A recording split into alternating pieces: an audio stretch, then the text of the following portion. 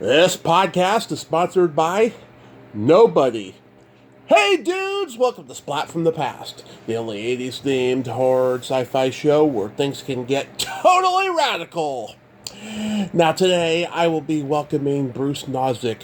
He played Ducci in the 1979 cult classic The Wanderers, a great street gang movie that came out in the wake of The Warriors and Over the Edge and just before Hollywood Boulevard. And we're going to celebrate the 45th anniversary today. We booked this interview way before Tony Gagnos passed away, but obviously we'll be saying some words about him. And Bruce has had an interesting career trajectory because it was over a decade before he started working in movies again. I'm going to find out why.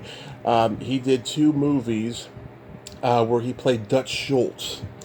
One was the Graydon Clark movie, Mad Dog Coll. I've had Graydon on. We didn't talk about that movie from what I remember.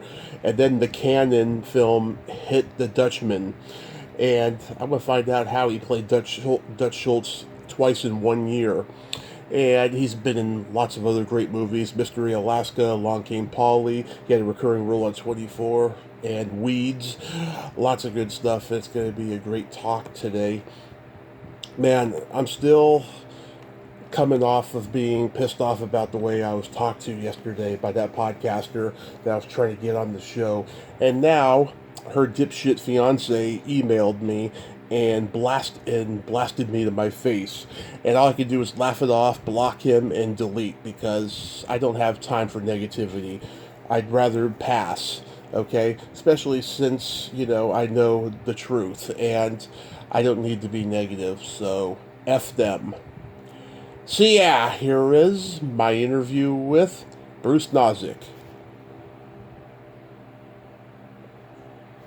Hey, Tommy. Hey, Bruce. Welcome to the show, sir. How are you today? I'm good, man. How are you? I am just fantastic. This is such a great honor. Thank you so much for taking the time today.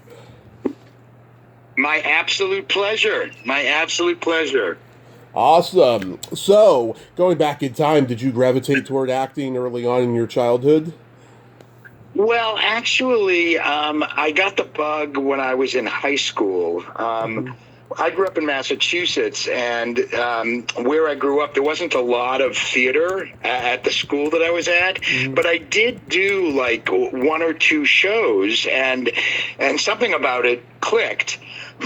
And my father, God bless him, got a job in Washington, D.C., so we relocated from Massachusetts to Fairfax County, Virginia, and because it had those couple of appointments, there was a couple of play experiences in Massachusetts, he specifically went looking for a high school that had a good theater program in Northern Virginia. And boy, the school that I went to, it was it had only been open about 3 years. The theater rivals any theater I've worked at in my entire career, in terms of, modernization and technical capabilities. And we did like 5, 6, 7 shows a year at this theater.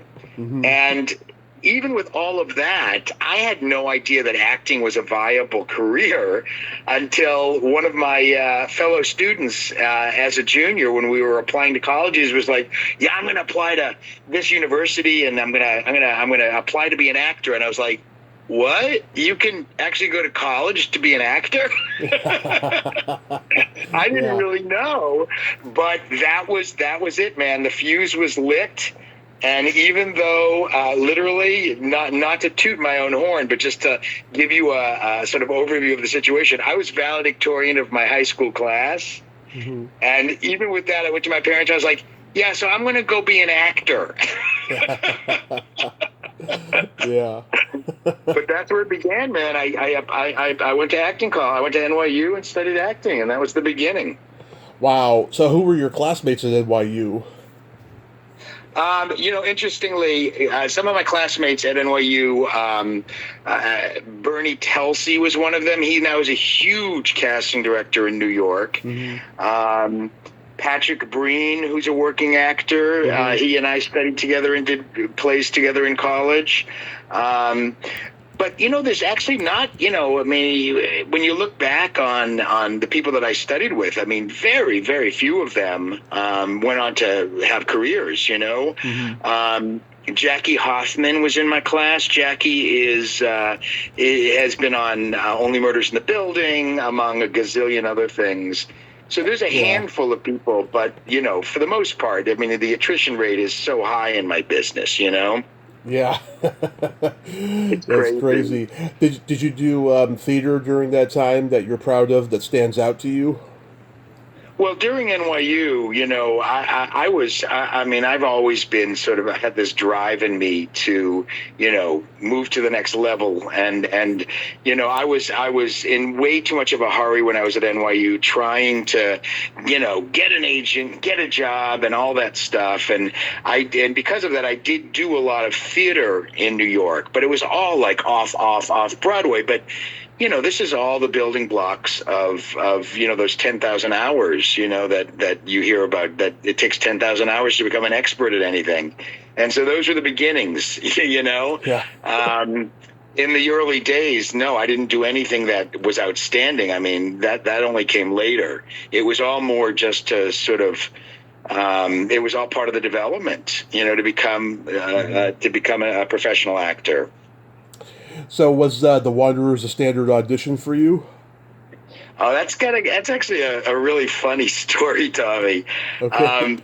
I was a freshman at NYU, living in the freshman dorm, and I guess this is sort of symbolic of the way I've pursued this career my whole life. But even as what was I, 18 years old, 17 years old at freshman at NYU, and there was an ad on the radio that I heard.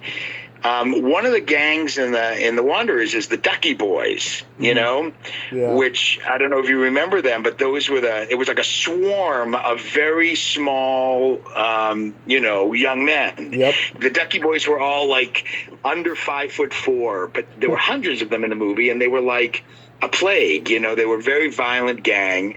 Yeah. And because they were looking for such a specific thing, under 5'4", and they needed a lot of them, they advertised on the radio for Ducky Boys, for the Wanderers. And, I was 5'10", but because I was just, clueless, I decided to go to the open call, even though I didn't fit the description of the character. Yeah. When I got there, the two casting directors were Marjorie Simpkin and Scott Rudin, who became a huge producer in Hollywood after that. Yeah. But they were like, "No, you're not right for the Ducky Boys, but you could be a Pharaoh in the Pharaoh gang." And the Pharaohs was the Jewish kids. Right. And so just because I was there, and I guess they were filling other slots, I became a Pharaoh. I became one of the Jewish gang. And, I was basically an extra, but a recurring extra, because, the gangs would crop up in various different scenes. And then I did get contacted about this special bit for one of the members of the Pharaohs. He was going to have a featured bit in this classroom scene, and I don't remember if I read for it or if I just went and interviewed for it, but it didn't happen. I didn't get cast. However, I was on set one day, just doing my usual group extra work, and at lunch break, me and a few of the other Pharaoh actors were eating together, and the guy that had gotten cast in that role that I had auditioned for, I watched him go up to Marjorie Simpkin at lunch and say, "Listen, I'm not going to be able to do that role because I'm in a play and we're opening that weekend, and I can't risk missing my opening." And dude, the having the balls of a naive young actor, I was like, ooh. And I went up to Margie and I said, "Hey, I understand that, such and such can't do this role, but I just wanted to let you know that I'm available." And I went back and I sat down and finished my lunch. And as I'm eating, I'm glancing up and I'm noticing Margie is talking to Philip Kaufman, and she's pointing at me, and he's looking at me, and I'm trying to stay cool. And, long story short, I got the part. Wow. And it was this little featured role in the classroom scene where Alan Rosenberg's character, who, was a wanderer, but then he shaved his head and became a baldy. Yeah. He's sitting right behind me. I'm sitting front and center in this classroom scene. Half the class is black, half the class is Italian, and then there's me, the one Jewish kid. Yeah. And it's Brotherhood Week, and the teacher says, I want to find out how many race, creeds, and colors we have. All Jewish people stand up, and I'm the only Jew. And I stand up, and people are throwing books at me, and Alan Rosenberg is slapping me on the head, and, it's a little featured bit, right? Yeah. So that day, the day that we were shooting that scene, the assistant director, who I don't remember his name, and if I did, I wouldn't say it because I'm sure he's not with us any longer, but he was an asshole, excuse my language. He was really a harsh older guy, and he came up to me and he said, listen, I wasn't in the Screen Actors Guild yet, Tommy. I was there as a non-union extra. But, back in the day, and probably still to this day, it was very hard to get in the union, and everybody wanted to get an upgrade and get in the union, have access to getting to SAG. But this guy came up to me and he said, listen, this is a silent bit. You are not to say anything. Because if you speak in a movie, you get your SAG card. You get upgraded to a speaking role and you can get your SAG card. And he knew, that actors would try to do that. And he said to me, do not say anything. This is not a speaking role. Yes, sir. Yes, sir. Yes, sir. So when we get to the bit, Philip Kaufman comes up to me and he's directing me about my reaction to, this moment in the classroom scene. And he says, you know that you're going to stand up and everybody's going to mock you. Everybody's going to laugh at you. And so he said, you stand up and you're like, oh, shit. And, you stand up and you blah, blah, blah, blah. So here's the thing, Tommy. Mm-hmm. Philip Kaufman told me, he didn't tell me to say, oh, shit. But he used that phrase as he's describing my reaction to what's going on. Right. And I took that as permission to say that. Because he told me to do that, right? Right. Now the thing is, here's the thing. I was also as young and naive as I was also trying to be the best actor I could be. And it's not like I would project that and go, oh shit, it was completely under my breath. But where this kid got the balls that he got, I went up to that mean assistant director at the end of the day and I said, where's my SAG contract? He said, what are you talking about? I said, well, Philip Kaufman told me to say, oh shit. He said, I told you not to speak. I said, oh, who am I supposed to listen to, the director or the assistant director? Yeah. And the guy was so pissed. But he said, you know what? We're going to have to talk to the SAG rep about this tomorrow when we come back tomorrow. So sure enough, the next day, the SAG rep came up to me, asked me what happened. I explained the situation. She said, well, we're going to have to view the footage and see if you actually spoke or not. And then we'll make a determination. And, I said to myself, Tommy, there's no way that if I spoke, it was so quiet and so under my breath, it probably didn't get recorded. Mm-hmm. So I just assumed that was the end of that, right? Right. About, 2 months later, I'm at my freshman dorm at NYU and I go to get my mail. And it's a letter from SAG saying, in our negotiations with the Wanderers, you have been upgraded to a day player. Enclosed, find your contract. So not only did I make a few $100s more, but I had a SAG contract and I was able to join SAG because of that. So the Wanderers was a very, monumental first film experience in my life as a as a youngin in New York City. Yeah, I mean, Philip Kaufman, he had just done Invasion of the Body Snatchers, and he wrote The Outlaw Right. Josie Wales. He was very eclectic and diverse in his genres and styles of filmmaking. He never repeated himself.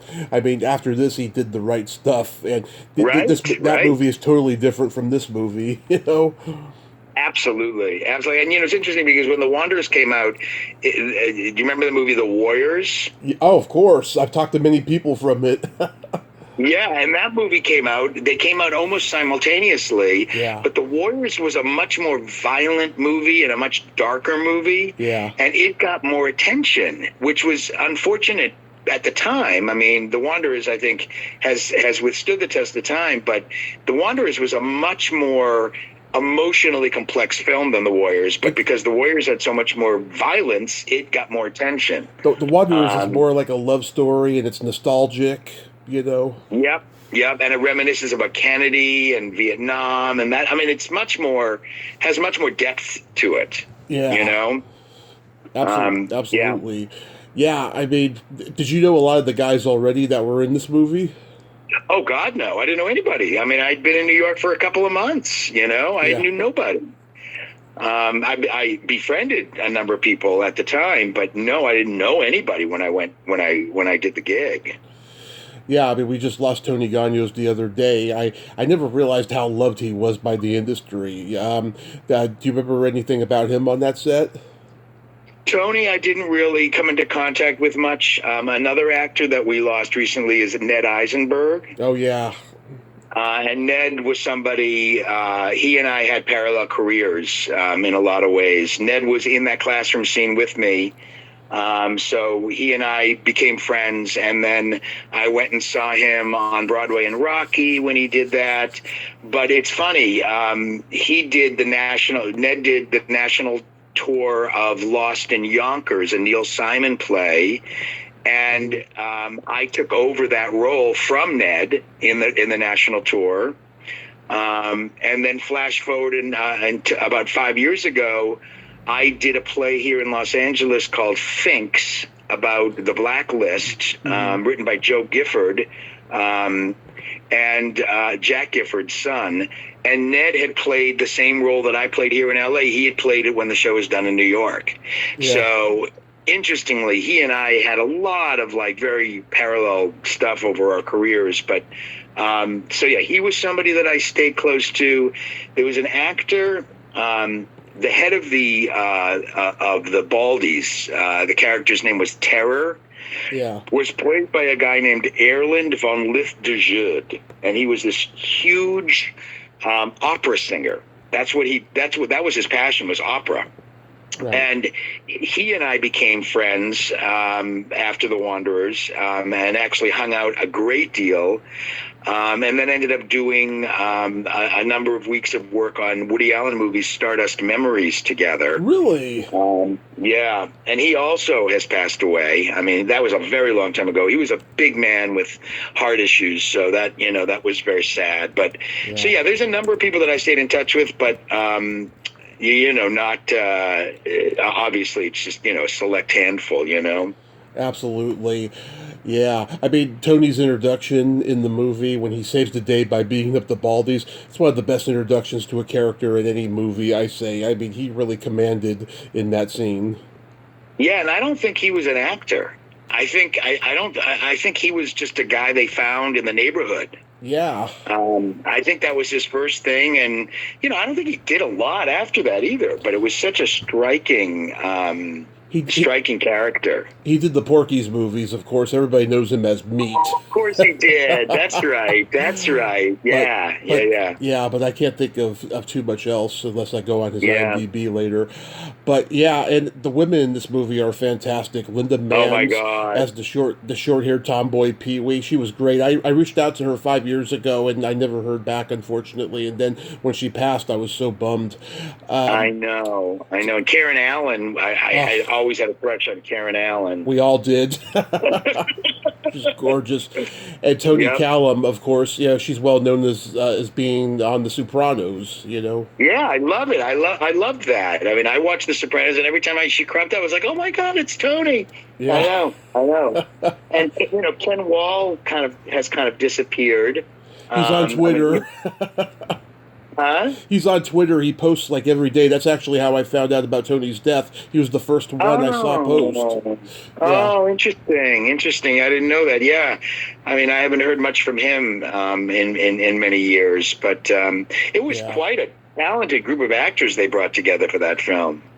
Yeah, it was a great cast, especially from New York at that time, the young actors and everything. Yep. And who knows, there could have been hundreds of other guys that were up for parts that didn't make it, too. Absolutely. But when this movie came out, it caused controversy amongst the real street gangs, and just like the Warriors and Over the Edge and Hollywood Boulevard, it got, protested by the gangs and stormed the theaters.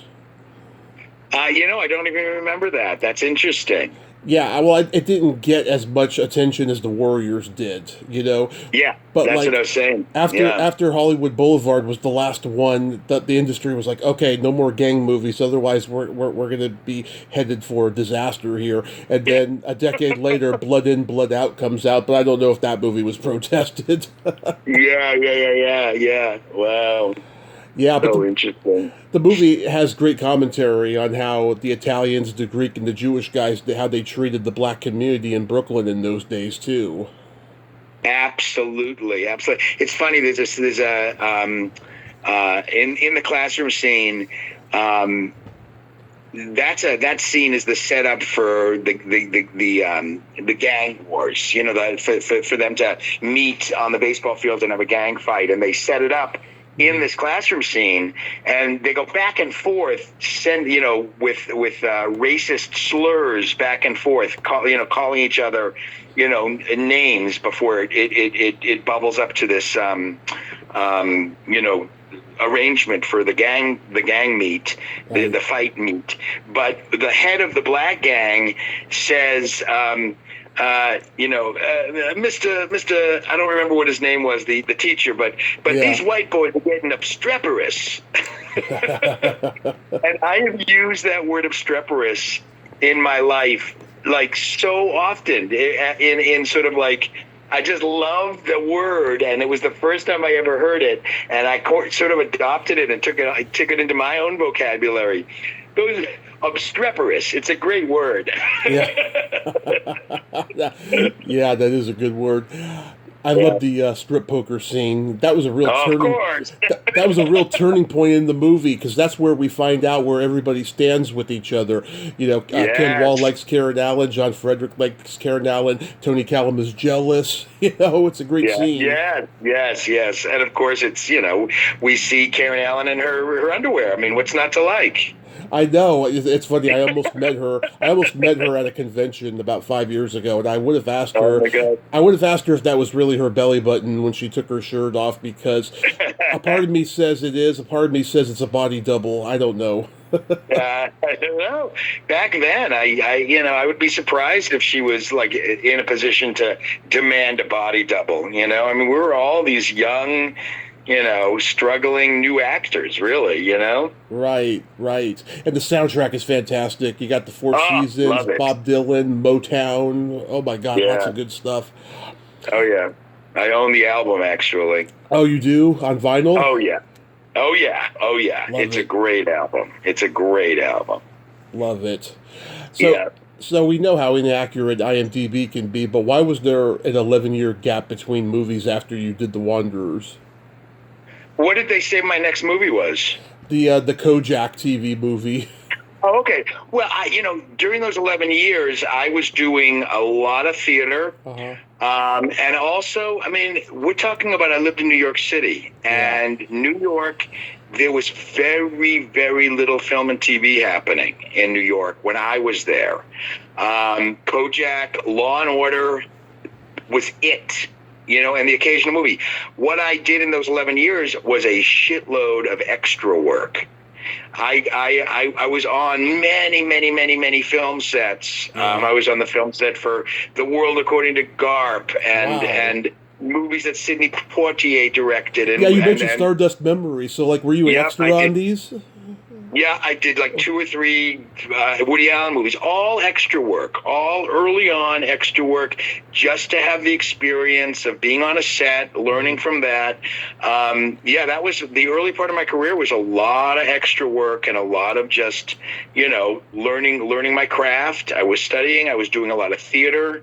I then got into regional theater. I did a lot of regional theater in like Pennsylvania and Louisville and Houston, and and that was really my training ground. But more than anything, it's just that there wasn't a lot of film and TV to do in Los Angeles. I mean, in New York. Yeah, there's a lot more now, a lot more. But back then, very, very little.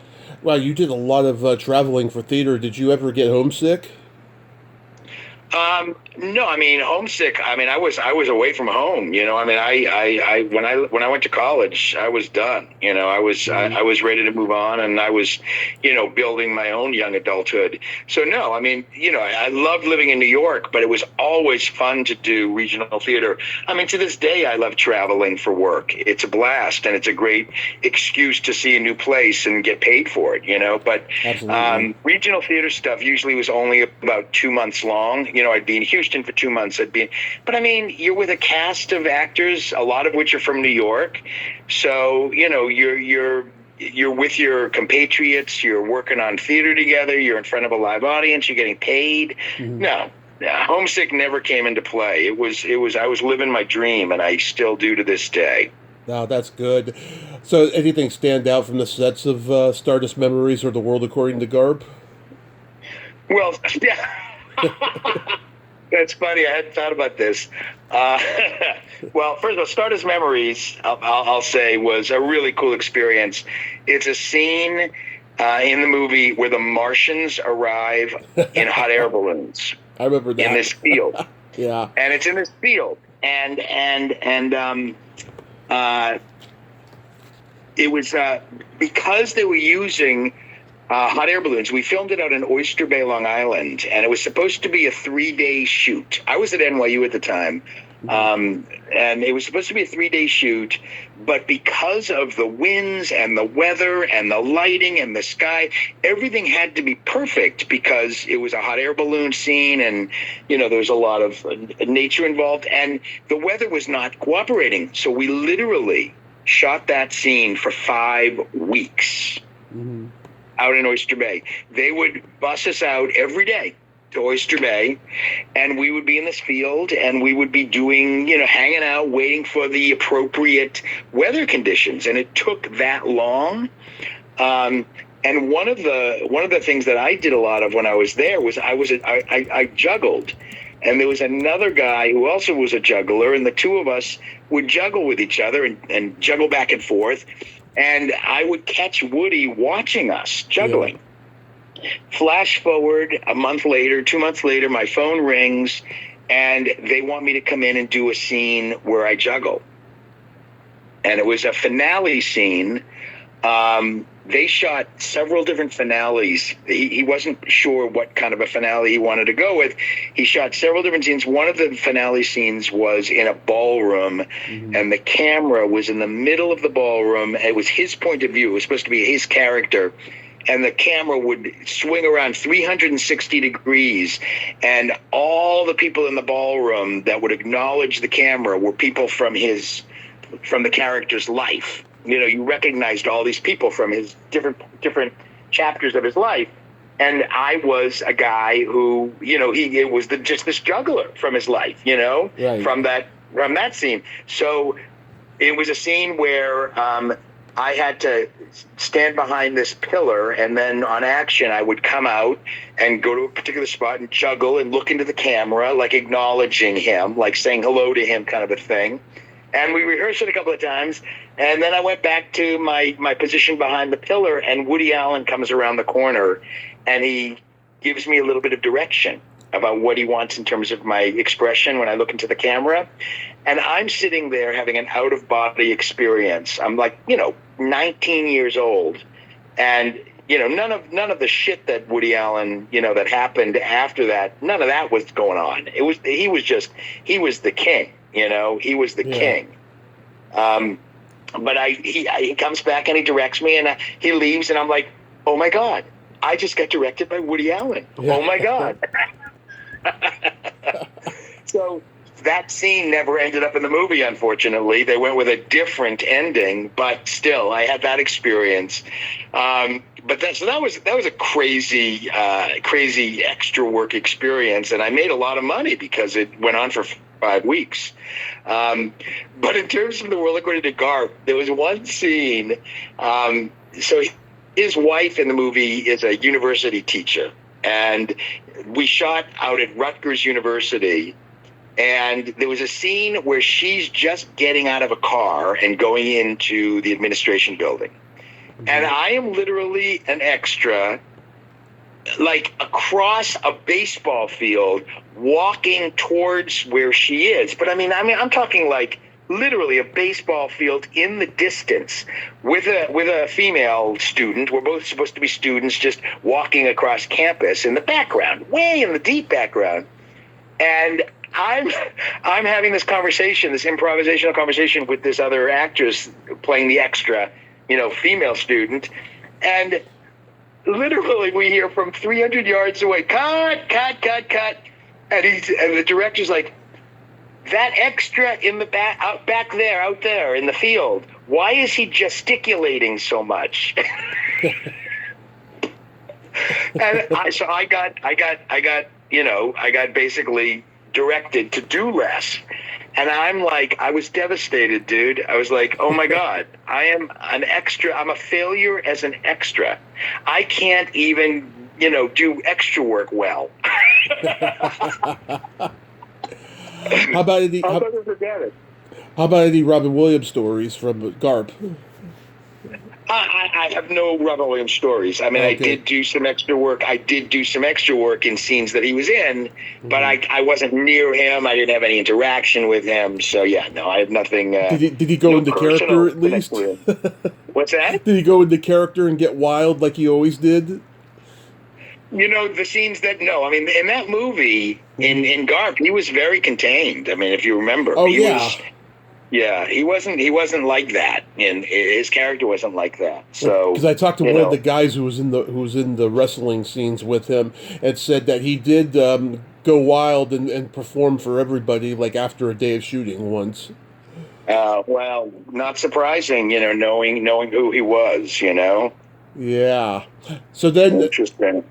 This is so crazy. I have never seen this before. You got to play Dutch Schultz twice in 1 year. Yeah, man, that was another insane experience.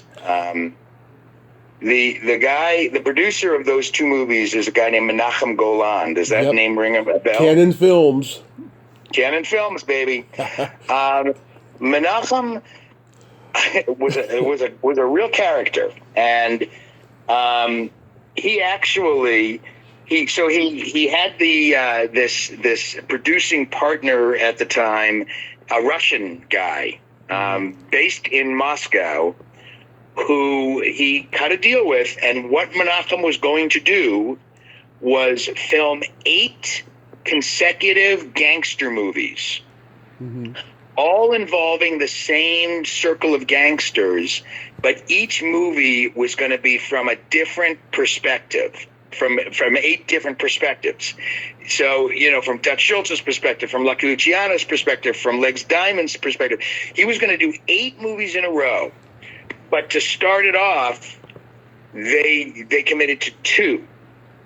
And it was shot in Moscow. Mm-hmm. And I was cast out of New York City. I was cast as Dutch Schultz for both of these movies.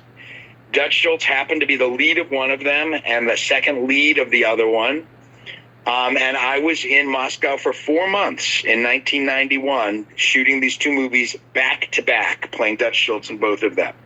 Mm-hmm. It was crazy being in Moscow in 1991. That was right when the wall, right when they threw off communism and became socialist. It was a whole thing politically. Shooting there, I mean, I could fill up 4 podcasts telling stories about that. But it was an incredible experience, and my wife, I got married literally 3 days before I went to Russia. Wow. When I got back from Russia, my wife and I decided to move to Los Angeles. Mm-hmm. And Menachem, who was trying to, build himself up the way he had been in the days of Cannon Films. Yeah. Cannon Films no longer existed, but he wanted to be that guy again. He took me and my 2 films to the Cannes Film Festival. Mm-hmm. And I got to go to the Cannes Film Festival with Menachem with these 2 films. Yeah. I mean, so many stories. Yeah. Well, at Mad Dog Coll, you got to work with Graydon Clark, who I've talked to. Great guy. What's he like to work with? Oh, yeah. I wonder, how is Graydon? I haven't talked to him in forever. Oh, he's been retired, for quite some time, and he's had a book out for a decade about making films and stuff. Oh, I love that. Well, I mean, not only did I get to work with Graydon Clark, but Graydon Clark took over the reins from a director, Ken Stein, and the cinematographer for Mad Dog Coll was Janusz Kaminski. Mm-hmm. Do you know who Janusz is? No. Janusz is Steven Spielberg's director of photography, and he's won multiple Academy Awards. Oh, okay. He won an Academy Award for Schindler's List, among other things. Wow. But before he started working with Spielberg, he actually owed Ken Stein a favor, so he came and he did the cinematography, the DP for Mad Dog Coll, and that's who I learned a great deal of acting for the camera from. It was my first film, and he basically directed it. I mean, he basically ran the shop. So yeah, that was pretty amazing. I also talked to Sally Kirkland. She's fabulous. She must have been fun to work with. She's a character and a half. Yeah. No, she was wonderful. I mean, she played my mother, and she was convinced that she had been my mother in a past life. So she's very kind of spiritual, and really thought of me as her son. But she's pretty funny, and she's pretty out there. Yeah. She's a special lady. I love her. Yep. You did a Christmas episode of Dr. Quinn, Medicine Woman. How was that experience? You're like touching on all of these like sort of milestone experiences in my career. That was phenomenal. I mean, in that one I played a Jewish immigrant salesman in the Old West on their Christmas episode. And so, we got to show the Hanukkah side of things, me and my family. There was also anti-Semitism in the episode. Mm. There was also Johnny Cash was in the episode. Yep. And I became very good friends with Beth Sullivan, who created Dr. Quinn, Medicine Woman, just from that one episode. It was huge. It was a really special experience. We filmed it out on the Paramount Ranch, which is where they used to film MASH. Oh, yeah. That was pretty extraordinary. That was really, really fun.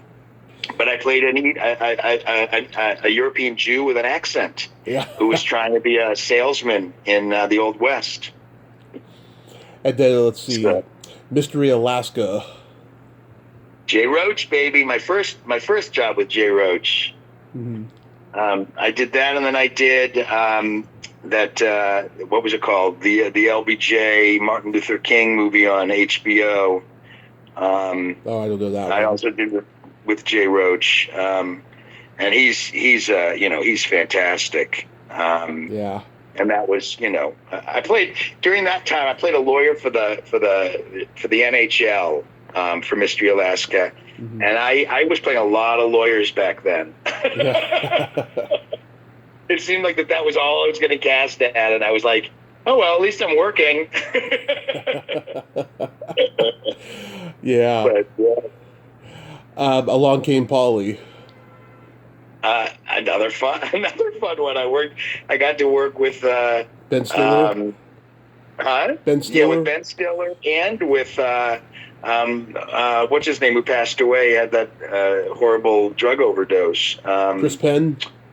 No. Let me look it up here. Yeah, take a look. But yeah, I did. I was basically in the opening scene of that movie. Philip Seymour Hoffman.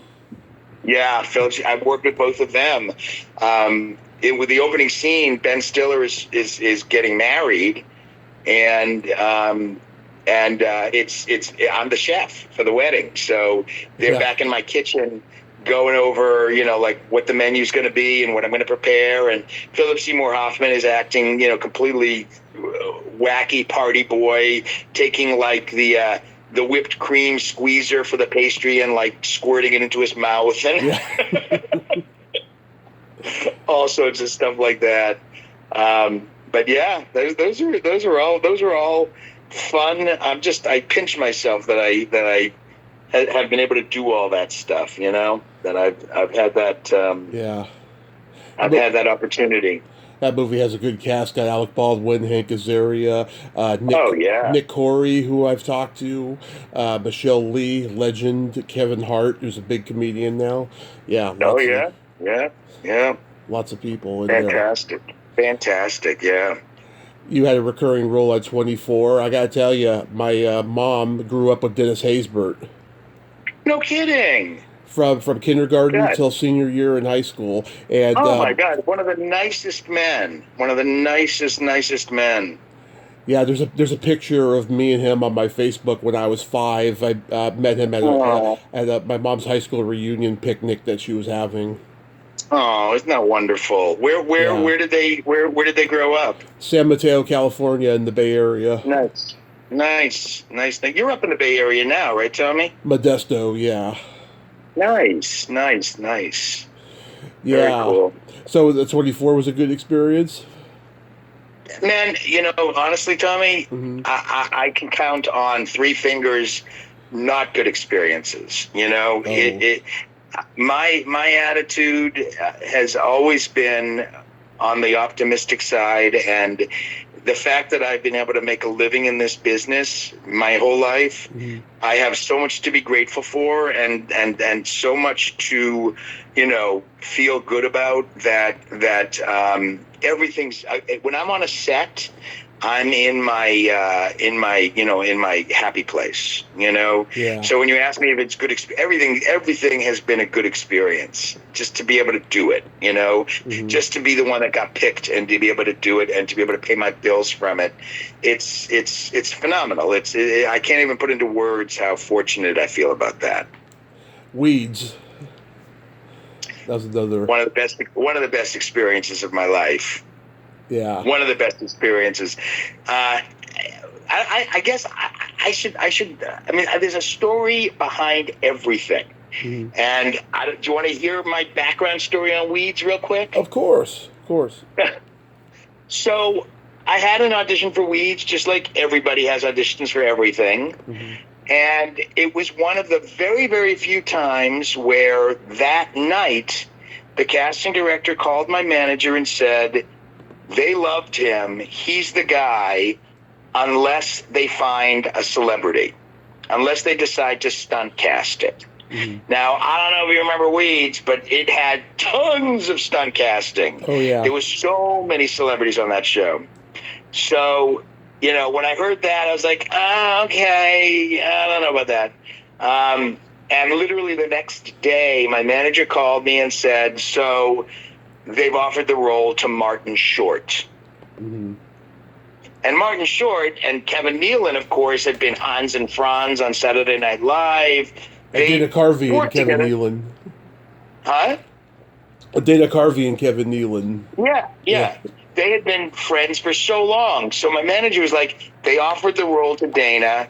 So, did I say Martin Short? Yeah. I actually met Martin. Martin worked on Weeds. I got to hang out with him. But no, it was Dana Carvey. Okay. They offered the role to Dana Carvey, so my manager said, basically, write it off. It ain't going to happen. There's no reason that Dana's not going to do it. Dana hasn't worked in a while, and he and Kevin are best friends. And I was like, yeah, all right.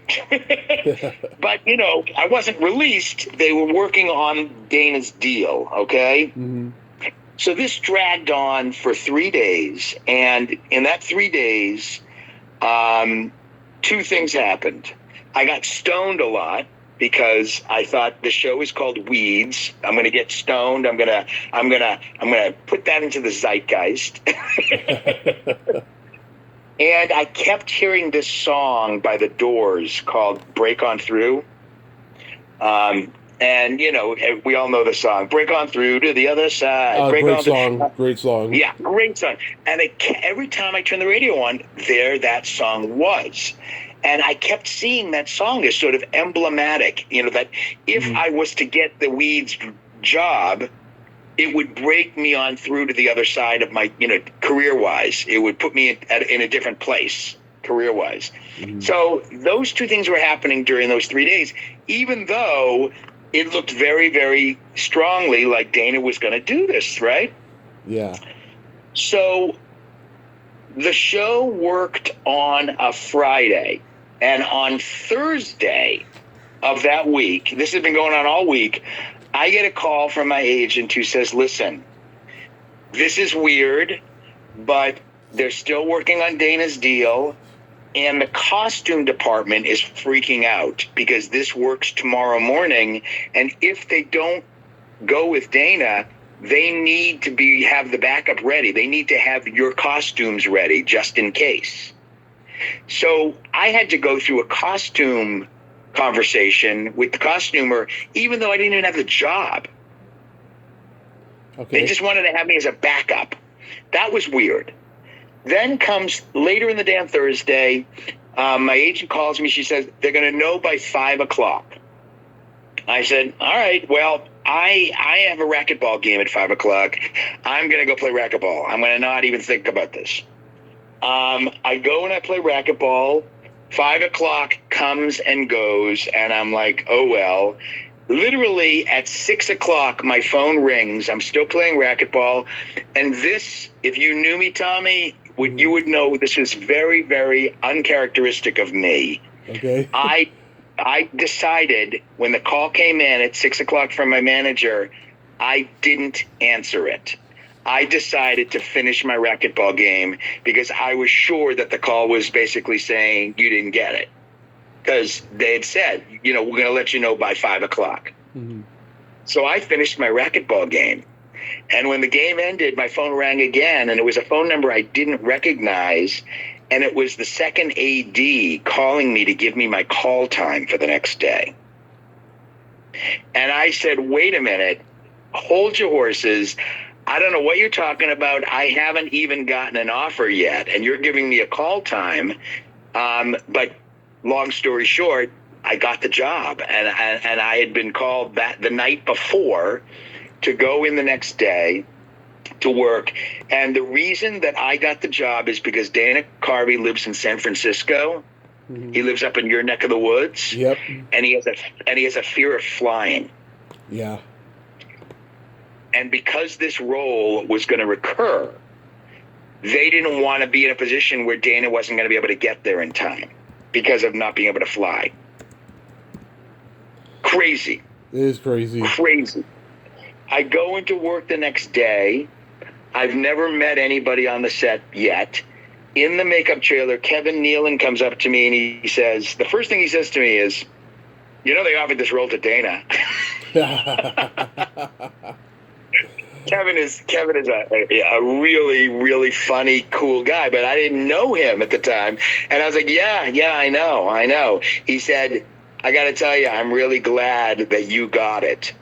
Because if it was Dana, it would have been a gimmick, Kevin and Dana back again, and it probably would have been a very short-lived thing. But the fact that they cast you and they cast an actor is going to change the whole thing. And sure enough, I ended up doing 2 seasons of the show playing Kevin's best friend. And it was one of the most life-changing experiences of my life, Yeah. But everything's got a freaking story, man. Yeah. It's funny. So do you have anything upcoming? I've been doing a lot of theater here in Los Angeles. I'm about to open next weekend with in my fifth play in a row in the last year and a half. Which has been, I mean, theater is my love, and theater is is where I started, in New York. But a play that I did last summer here in Los Angeles, called Fetch Clay, Make Man at the Kirk Douglas Theater, is about Muhammad Ali, and it was directed by Debbie Allen. Yep. I played William Fox, the head of Fox Studios. And they are talking about taking that show to Broadway this year. Awesome. So I am keeping my fingers crossed. I've never been on Broadway, and that would be a bucket list thing for me. So I am hopeful and, staying optimistic that it's going to happen and that I'm going to get to go to New York this year and do this play on Broadway. Oh, I hope you do. That would be fabulous. Thank you. Thank you, man. Thank you. Yeah. So yeah, that's what's been happening. A lot of theater. Another show, like I said, opening in a week, and just onward, one foot in front of the other. Yeah. Nothing on camera though. On camera wise, recently I did an episode of Chicago Med, and I did an episode of Rookie Feds. Those are both out there. I did a film with Lucy DeVito, Danny DeVito's daughter, called Menorah in the Middle. It's a holiday movie, a Jewish holiday movie on Hulu, which I'm really proud of. Sarah Silverman's in that with me as well. Wow. But since the strike that we had, the actor strike that lasted 5 months and ended in like November, Yep.